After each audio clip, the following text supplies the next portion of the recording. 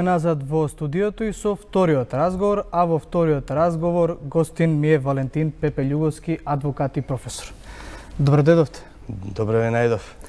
Темата на која што претежно ќе разговараме е договорот со Грција односно договорот за решение на името помеѓу Македонија и Грција и правните импликации во приватниот сектор. Како може договорот да влијае врз приватниот сектор, особено затоа што сега има обвинувања, одредени обвинувања од професори дека фирми и компании околу 4.000-5.000, тоа беше напишано и во грчки медиуми, дека ќе треба дополнително да менуваат, што подразбира бирократија, бирократија подразбира пари. Вие сте овде најсоодветно да го објасните тоа.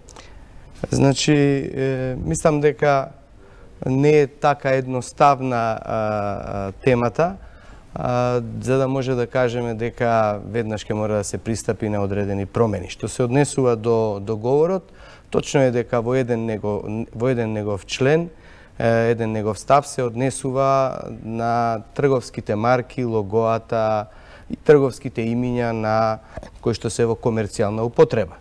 Значи, се работи за нешто што е собственост на компаниите, во кое што државата не би требало воопшто да се меша, односно владата не би требало да се меша, но со оглед на новонастанатата ситуација треба да се направи одредена рамка, правна рамка во која што ќе можат, значи, компаниите да бидат,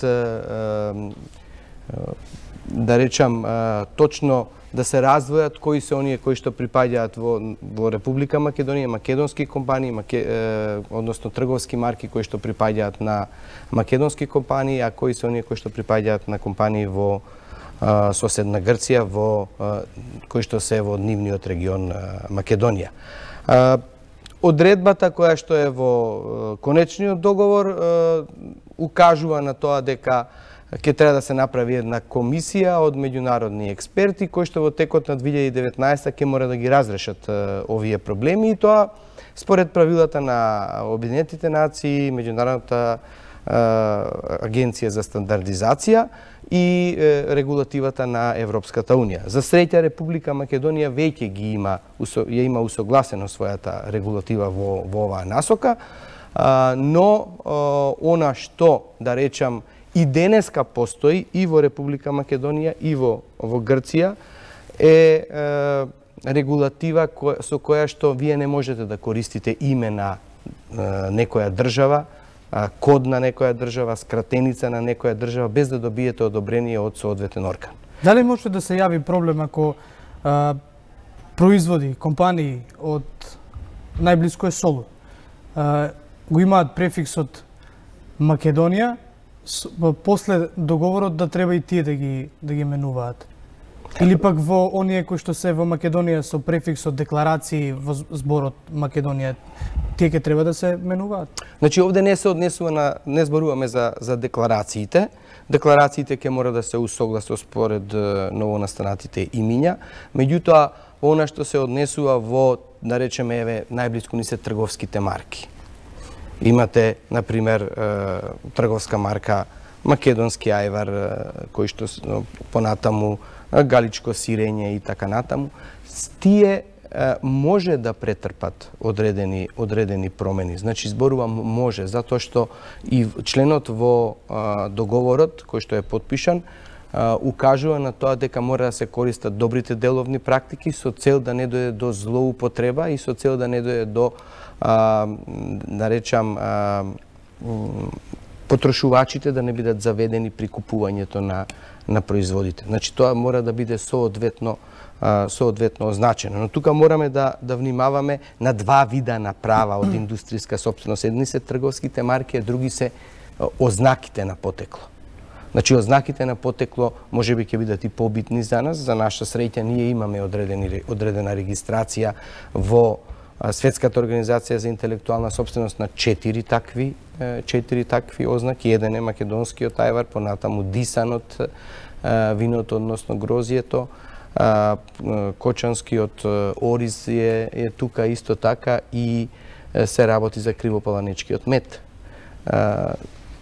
тие нема да може да ги користи ниту еден друг, освен оние кои што имаат добиено овластување од нашите надлежни органи.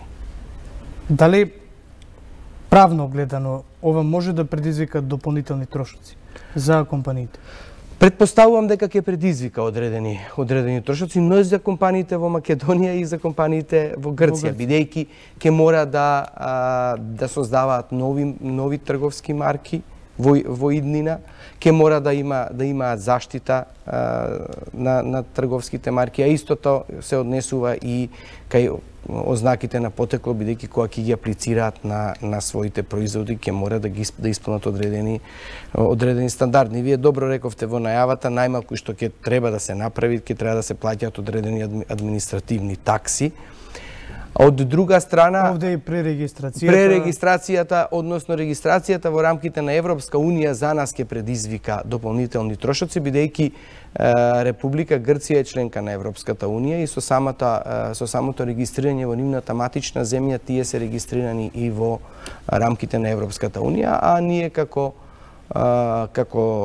земја аспирант се разбира доколку кај нас се регистрирани трговските марки и до сега можело да бидат регистрирани во Европска унија, но многу малку од нашите компании ја искористи оваа можност. За среќа од година во година се повеќе и повеќе имаме такви марки, меѓутоа, знаете, нашите компании се малку инертни. Значи, чекаат сепак помош од државата, иако овдека се работи за чисто комерцијален однос. Државата треба рамката да ја направи. Ама интересот на секој бизнисмен е прво неговиот профит. Така да сите последователни трошоци може да бидат само дополнителен стимул за инертност. Со самото регистрирање тој добива на вредност, неговиот производ добива на вредност и добива одредена додадена вредност. Правени се многу студии и во европски и во светски рамки, па и во Република Македонија, и укажувано им е дека со фактот што ќе го регистрираат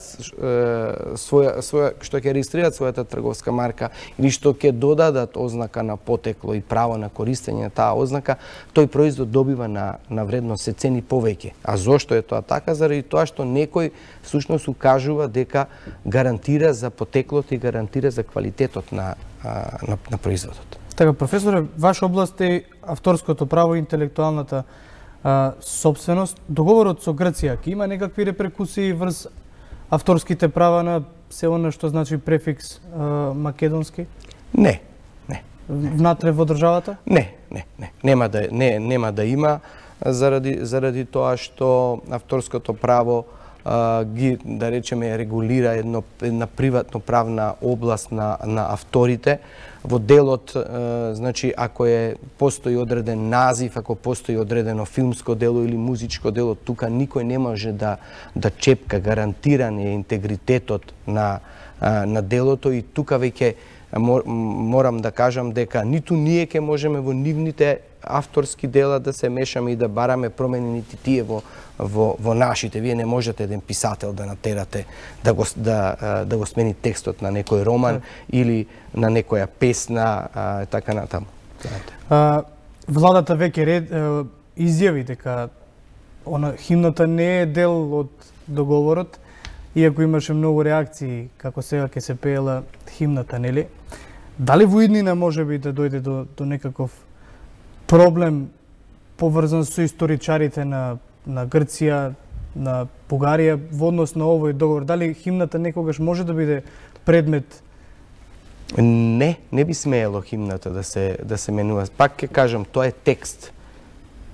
Значи, доколку сакате да промените одреден текст, вие треба да побарате одобрување од авторот на тој текст или, ако тој не е жив, од неговите наследници, бидејќи авторското право трае за време на животот на авторот и 70 години по неговата смрт. Се разбира дека вие, во зависност од конкурсот кога е објавен за прифаќање на одредено авторско дело, во случајов химната, во зависност од конкурсот, оној кој што го објавил конкурсот има право да ги утврдува и условите. Ако во тие услови било наведено дека нарачателот има право да врши измена и дека се согласил авторот со самиот факт што конкурирал да се изврши промена, тогаш може оној кој што е нарачател да направи промена на авторското дело, но во основа не. Во основа не можете, немате право да ги менувате, значи авторските дела. Независно што во минатото, изминативе 10 години ние имавме случувања овдека каде што се кршеше законот за авторско право, каде што не се бараше одобрение од авторите, па се менуваа фасади, споменици и така натаму. Тоа може да биде предмет на Тоа може да биде предмет, но не знам зошто и до сега авторите и, да речам, нивните наследници не реагираа. Професор, од вашето искуство како адвокат, колку судовите во Македонија ја препознаваат повредата на авторското право или другите сродни права? Видете, ова е една специфична област. Навистина, можам да кажам дека визави останатите предмети, од останатите области, се работи за една потешка област и имаме проблеми. Заради тоа, јас и одредена група на мои колеги инсистиравме да се направи промена во законот за судови и точно да се дефинира дека еден суд во Република Македонија ќе биде надлежен да ги суди овие предмети, од причина што треба специјализирано знаење. И не можете да отидете во некој суд во внатрешноста да не бидам, значи, погрешно сватен и судијата има еден предмет годинава, наредни 2 години нема ниту еден предмет. Не можете вие да очекувате од тој судија да има големи познавања од оваа област. И се бара специјализација. Се повеќе и повеќе ќе ни треба таа специјализација. Па не случајно Европската Унија, замислете, во рамките на Европската Унија се формира сега единствен патентен суд. Значи, некој размислува дека мора да имате единствена политика, тоа дава и сигурност кај компаниите, тие комерцијални односи ние мораме да ги следиме, мораме да ги заштитуваме. Да, не, точно така. Знаете, ние мора да знаеме каде сме и како компаниите мора да знаат која е праксата на судовите за да знаат како се однесуваат и тоа не смее да се менува. Денеска за вас ќе судиме на еден начин, утре на друг начин треба да се. Значи, на ваков начин ќе придонесеме и за поголема конзистентност и поголема правна сигурност. Сите овие работи сите овие начела на Европската Унија и не случајно, значи, и во минатото ни беше укажувано со тој скрининг, со извештаите на Прибе, дека имаме проблеми. Но морам да кажам дека ние имаме и добри суди, имаме и добри одлуки. Но праксата е онаа која што не... Морам да кажам дека во споредба со регионот сме и на едно повисоко рамниште, но тоа не значи дека немаме потреба од значително подобрување во оваа сфера. Професоре, ќе го искористам вашето присуство овде како професор и познавач на авторските права и интелектуалната собственост. Има ли интерес во Македонија за патентирање на одредени идеи? Кој е начинот, пластично да им објасниме на гледачите, за да се патентира една идеја, производ или... Знаете, тоа е во делот, значи, на индустриската собственост, се разбира, составен дел на интелектуалната собственост. За жал нема, изминативе години статистиката покажува, е неумолива и покажува дека во нашите компании многу малку се работи на тој план. Сега имаме едно раздвижување со фондот за иновации, значи се поттикнува тој иновативен дух, особено кај младите предприемачи, и гледам дека има интерес. Поголемиот интерес е во сферата на, да речам, софтверските патенти. Иако знаете, софтверот е, да речеме, има една тенка линија кога се зборува за патентирање на софтверот, но се наоѓаат начини како тоа да се направи и во светски и во наши рамки. Како тоа да се направи? Значи, едноставно, она што вие сте го смислиле, треба да се седне, да се стави на хартија, постои одредена форма во која што ќе се наведе што е новината од дотогаш постојните или знаените начини и резултати кои што се во одредена област на техниката. Треба да се направи еден опис, да се дадат патентни барања, да се напише абстракт и едноставно се поднесува пријавата во Македонскиот државен завод за индустријска собственост, кој што понатаму ја испитува. Значи, испитува во базите на податоци дали се исполнети условите за патентибилност, а основниот и најважниот услов кој што треба да се исполни е дали постои одредена новост. Значи, има еден услов кој што се вика инвентивен исчекор. Во поглед Значи, на она што во се поглед на патентира. дотогаш она што било. Значи, вие треба барем еден чекор да сте понапред од она што е дотогаш познато, што е состојба на техниката, ние го викаме.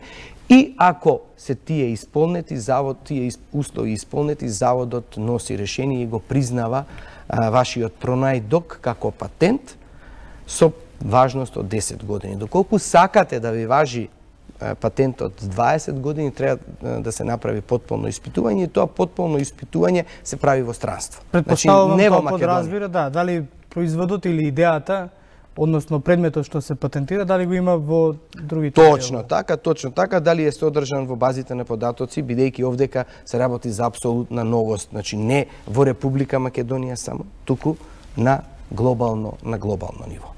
И ако постои таа новост, тогаш вашиот пронајдок ќе се признае и ќе важи 20 години од денот на поднесувањето на пријава. Се разбира дека вие треба да барате понатаму заштита на меѓународен план во земји од интерес, онаму каде што мислите да го комерцијализирате вашиот пронајдок. Значи, тоа е скратено, да речам, постапката. Таа постапка на вистина и бара и одредени ресурси, бара пари, народски кажано, но доколку на вистина нешто ново се пронајде, морам да кажам дека е гревота да не се поттикне и да не се заштити во меѓународни рамки. Ние имаме, значи, креативци од сите области на интелектуалната собственост, значи, и од техниката и технологијата, и од да речам, авторските права, нели, имаме и добри композитори, музичари, сликари и така натаму. Сите тие треба да се поттикнат, затоа што нас во меѓународни рамки единствено може да не препознаваат со овој креативен ум. Професоре, ви благодарам што бевте гостин во студио 1. Се надевам дека оние кои што беа исплашени малку ги смиривте, оние кои што немаат идеја за да се патентира нивниот предмет или идеја или производ што е дека ги поттикнавте да патентираат, бидејќи патентот носи повеќе профит. Дефинитивно. Значи, се што е заштитено носи повеќе профит. Ви благодарам уште еднаш. Ви благодарам и вас. Почитувани, одиме со една кратка пауза и се враќаме со останатите информативни содржини во Студио 1.